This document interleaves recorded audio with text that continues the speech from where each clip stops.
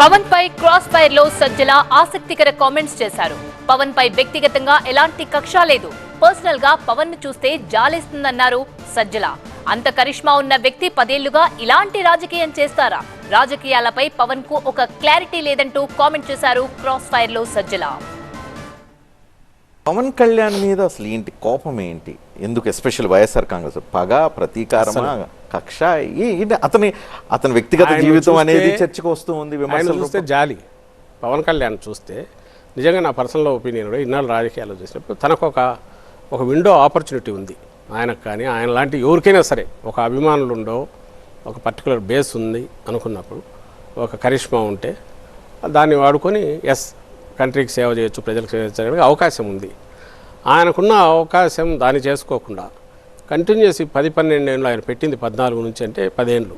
ఈ 10 ఏళ్ళకు ఒక 2 ఏళ్ళ ముందు జగన్మోహన్ రెడ్డి గారు పెట్టారు. మరి ఈయనలాగా ఇదయ్యారు. ఆయన ఎందుకు చేసుకోవాలా? పర్మనెంట్ ఒక గెస్ట్ ఆర్టిస్ట్ కిందనో, ఒక కాల్ షీట్స్ తీసుకొని పనిచేసే ఒక ఆర్టిస్ట్ లాగానో చంద్రబాబు నాయుడు కోసం చేస్తూ తన జీవితాన్ని తన ఏదో కొవ్వొత్తిలాగా కరిగించుకుంటూ ఎందుకు పోతున్నాడు? సరదాగా పోతున్నాడా, లేక దాని వెనక ఏమన్నా ఉందంటే ఎవరికి వాళ్ళు దాని అర్థాలు ఇంటర్ప్రిటేషన్స్ ఇస్తున్నారు.